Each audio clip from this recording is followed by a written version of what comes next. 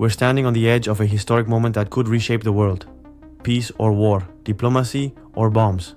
Donald Trump, the man who never holds back, is locked in a high-stakes chess match with Iran, and the board is their nuclear program.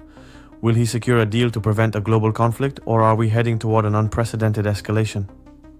Stick around to the end, because this is red hot. I'm JimmyTalkTV, and today I'm breaking down everything you need to know about these explosive negotiations. Let's dive in. Picture this. It's March 2025, and the world is holding its breath. Trump, in his second term, is back with his bold style and maximum pressure policy. But this time, he's not just throwing threats. He's extending a hand to Iran, a country that's been his nemesis since he pulled out of the 2015 nuclear deal, known as the JCPOA, in 2018. That move unleashed a storm. Iran ramped up its nuclear program, enriching uranium to 60%, just a step away from weapons grade, while US sanctions crushed its economy. Now, in 2025, things are different. Iran is weakened, the fall of its ally Assad in Syria, sanctions that have gutted its oil industry, and a population exhausted by economic hardship. Trump knows it and is playing his cards. On March 7th, he sent a letter to Iran's supreme leader, Ayatollah Khamenei, saying, "Let's negotiate a new nuclear deal or face consequences. Diplomacy or ultimatum." Iran's response, "We received nothing," but they left the door open for indirect talks through Oman. Why is this such a big deal? Because a nuclear-armed Iran would shift the balance of power in the Middle East. Israel, America's key ally, is on edge, and Netanyahu has already met with Trump to push for a hardline stance. But Trump seems to want to avoid war, though he hasn't ruled out airstrikes if talks fail. Is this Trump's art of the deal in action, or a dangerous bluff? Fast forward to May 2025. Negotiations are underway, and the mood is a mix of hope and distrust. Since April, the US and Iran have held several rounds of indirect talks in Oman, and on April 12th, Trump announced direct high-level negotiations.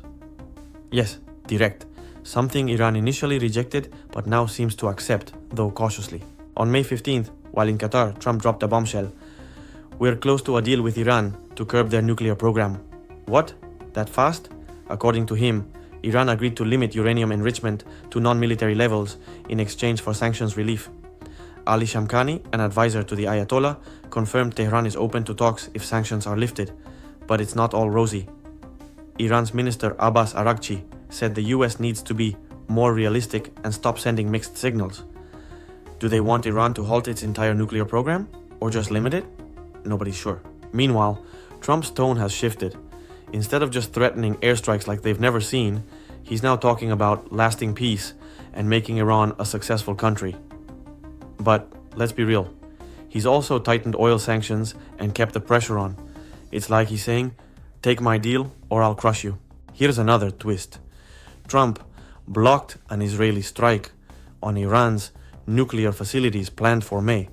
Israel wanted to hit, but needed US support, and Trump said, "No, we're going the diplomatic route."